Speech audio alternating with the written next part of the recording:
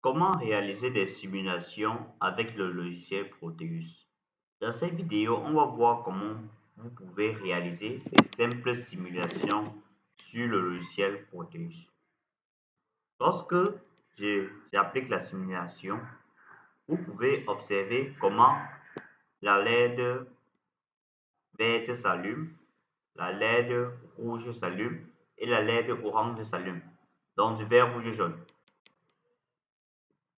Au lieu par exemple de vous payer le matériel pour effectuer cette tâche, il est possible pour vous de juste faire une simulation comme celui-ci en attendant le moment où vous pouvez avoir du matériel.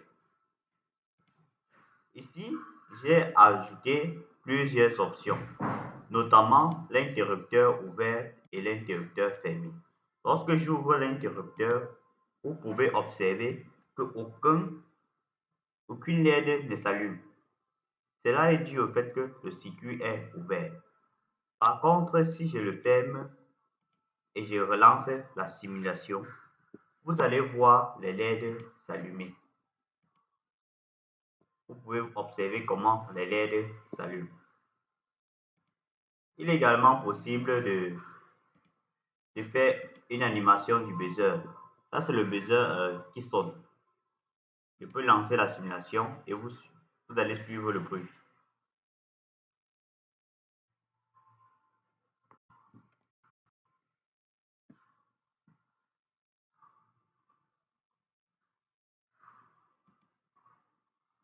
Ok. Par la suite, je vais vous montrer comment vous pouvez réaliser ces éléments-ci. Pour cela,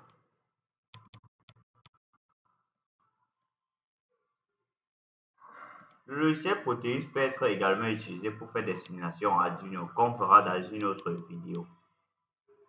Pour réaliser les simulations, on doit devoir recommencer à zéro.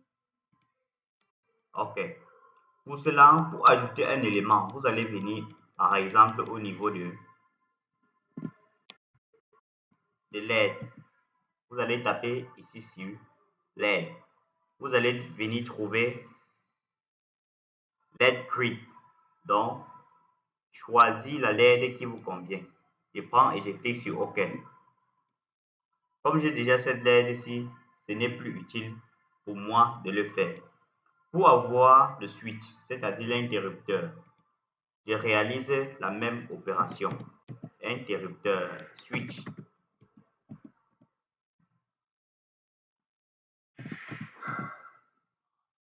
Et je viens choisir cet interrupteur. Je clique sur OK.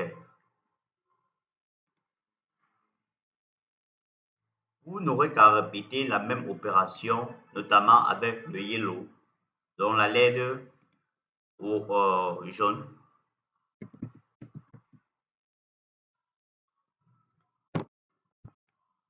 En fait, tout dépend juste de votre conception.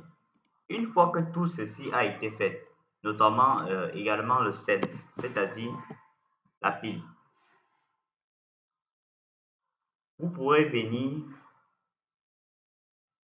déplacer les éléments. Par exemple, je vais prendre la LED, la LED verte. Je le place, je le place à nouveau. Je relie les deux LED. Si vous avez des questions, n'hésitez pas à l'écrire en commentaire. Cette fois-ci, je prends la LED verte, cette fois-ci. Je relie les deux LED. Puis la LED orange.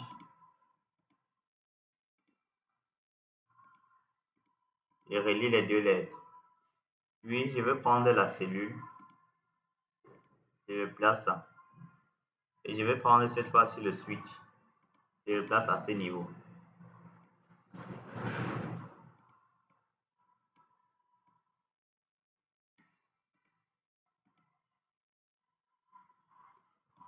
Ici, je peux l'ouvrir et le fermer.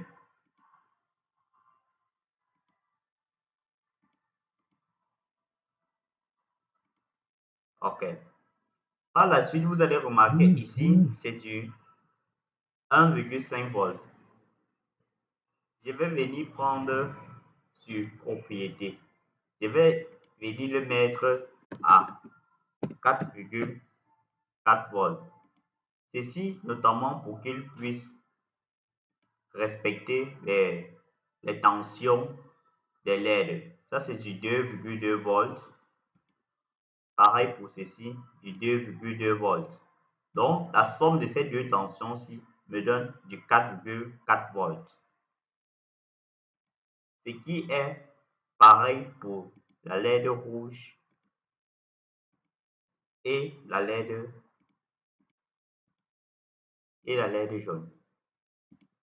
Je peux relier ces deux autres composants. OK.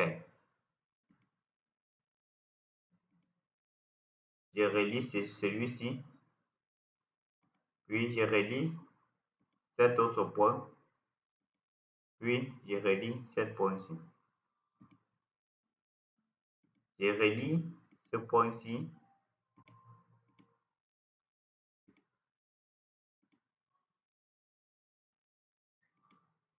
OK.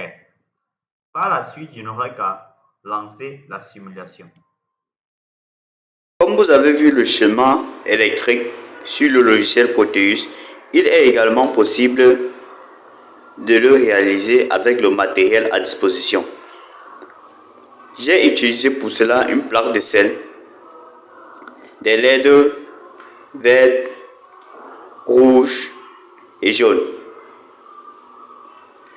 Et ici, là, l'interrupteur ou switch est intégré directement au boîtier des piles. À l'intérieur se trouvent des piles de 1,5 volts.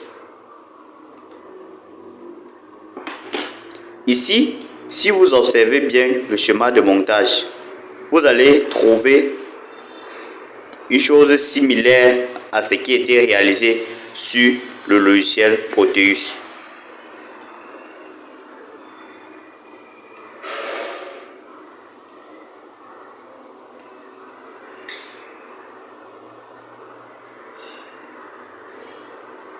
On peut l'utiliser notamment pour faire des petites LED, des appareils de signalisation ou autres montages électroniques.